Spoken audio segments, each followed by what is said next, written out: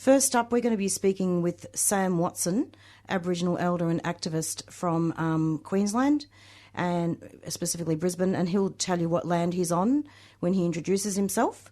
We'll be speaking with Sam Watson about a number of issues, basically about heart disease rates going up in Aboriginal children. We'll also speak with him about the recent role that Tony Abbott has been allocated in the federal government, specifically being the Indigenous convoy. Hello, Sam. Welcome to the program. Yep, and thanks for inviting us on, and g'day to all you mob across the radio land, as it were, and I hope everyone is well, and that we are surviving under this appalling political system that we've been thrust into. And really, you look at the federal government and you think, oh my God, they're a great recipe for disaster, and they really are an outstanding advertisement for armed revolution and uprising. Absolutely, absolutely. Sam, I'm wondering, could you tell us what land you're from, first of all? Because it's really important for listeners to know that. Okay. I was born and raised here in a place now called Brisbane, but my grandmother's country is a little bit further southeast of here, and we're Wanjabara people. And our country extends from a place called Beenleigh across to Mount Jamboree and down to the Border Ranges, and that's country of the pretty face wallaby. And the senior women in our family have always been keepers of a particular group of songlines that journey from the Border Ranges up through the southeast Queensland area and into the Sunshine Coast. So that's our country. And on grandfather's side, of course, we're Bowen Basin mob. We belong to Mount Nebo and around that place where that Adani mob want to put their big new coal mine. But, our mob are going to stop them, of course, one time.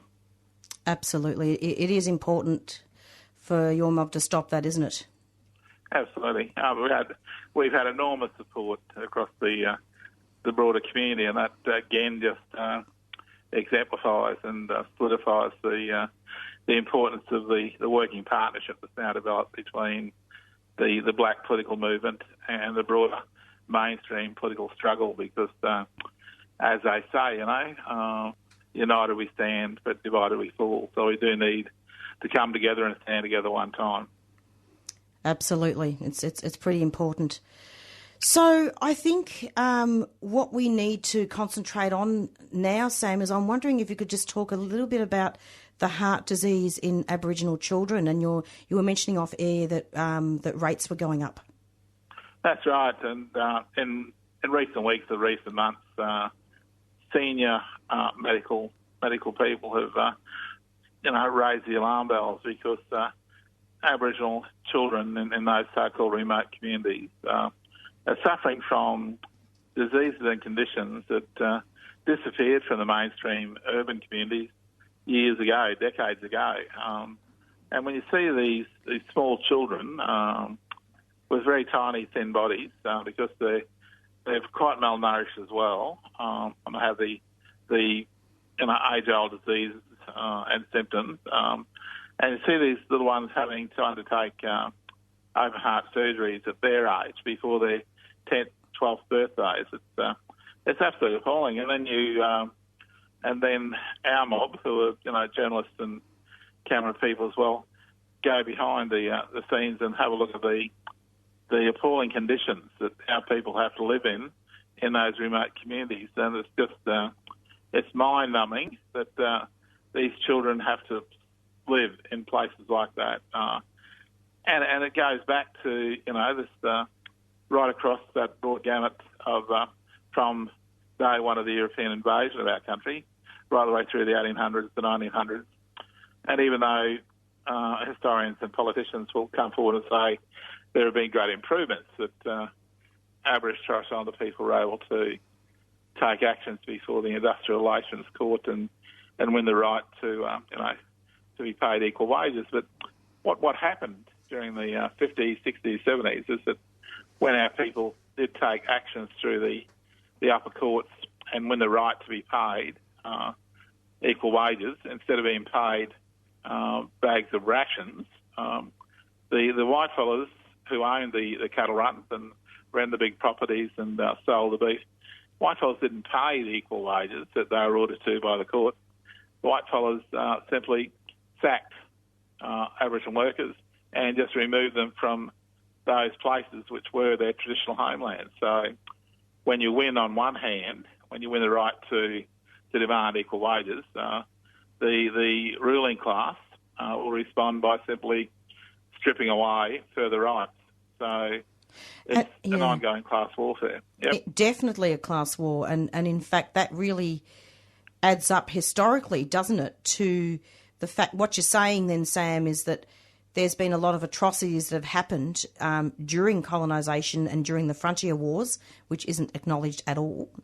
That's right. I mean, picked up the weekend papers, as we always do, me and Catherine, and we saw one of Australia's best known, live music performers. Troy Casadali is a wonderful, wonderful performer, great voice and strong, Aboriginal man, and he tells this incredible story about growing up in his country and the way in which his grandmother forbade him and his mob, his brothers and sisters, to not go to a certain place in their neighbourhood, not to go to a certain place, and it wasn't until years later that he was finally told, when he got a bit older, that the reason why the children were barred from going into this place was because that was a massacre site. And, there wouldn't be...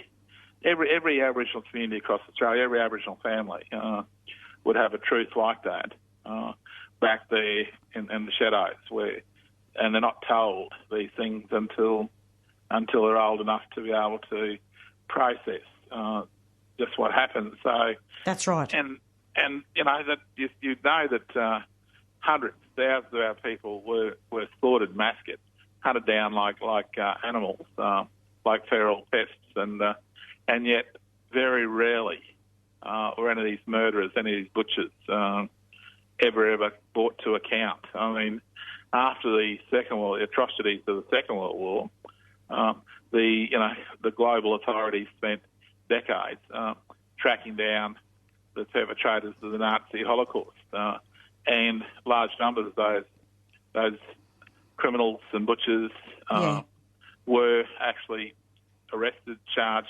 taken before the courts and dealt with. But here in Australia, very few of those people have committed those terrible.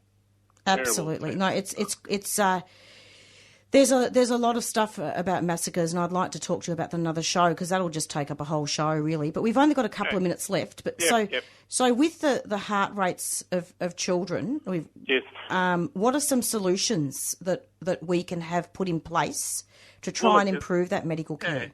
Every Australian child should have access to decent potable drinking water. That's a big start. So all our children, regardless of where they're growing up in the back of the APY lands or the middle of Brisbane City or Melbourne, they all need to have access to decent drinking water. All our children need access to a decent bedroom, a decent bed. Oh, I see. Absolutely. Decent, and then the kitchen has got to be a fridge full of food, decent food, fruit, veggies, whole grain breads, these sorts of things. Kiddies need to have access to the proper things so they can conduct their schoolwork. So they come home, they have a teaching space, a learning space where they can do their homework, because education is so critical. It's such an important part of the growing up process. So that's a big step. So you need to have the children. I mean, that's that old saying that's been around for a long, long time, that it takes a village to raise a child. Well, in our community, in our culture, again, you need to involve the elders. I mean, I've been to universities, I've been to colleges and all this sort of gear. Never got my degree, but, no drama. I'm not going to lose any sleep over that.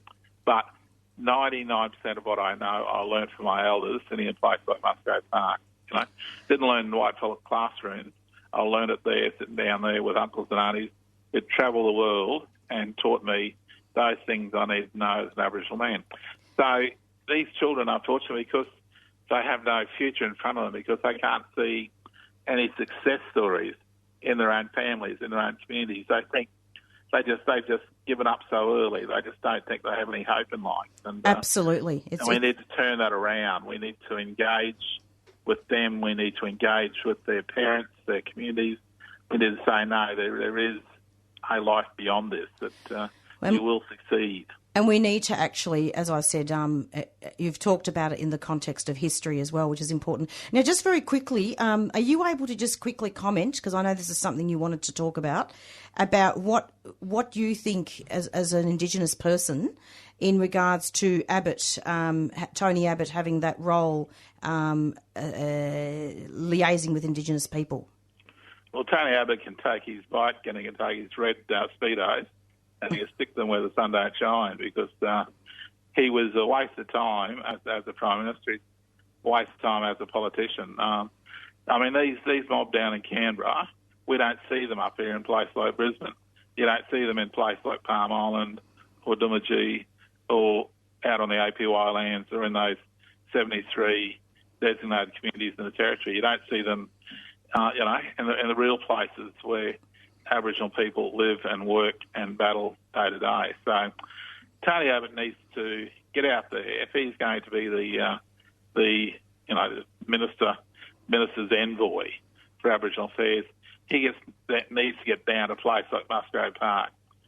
There's over 50,000 Aboriginal and Torres Strait Islander people living and working in Brisbane, yet we have never had a federal minister for Aboriginal affairs visit us here in Brisbane since I can't even recall the last time we had a federal politician visit here and find out exactly what the challenges are. Because, we had a meeting at Musgrave Park this morning simply because at Musgrave Park we're getting large numbers of young kiddies dropping out of school very early, coming into a place like Musgrave Park, and unfortunately picking up really bad habits and messing around with paint cans and petrol and those sorts of things. So we need to have the funds and the resources so that we can stop this now, so that we can save these children from going on that downward spiral into further and more desperate addictions. Well, I'm hoping that we can actually take listeners back to when Tony Abbott said that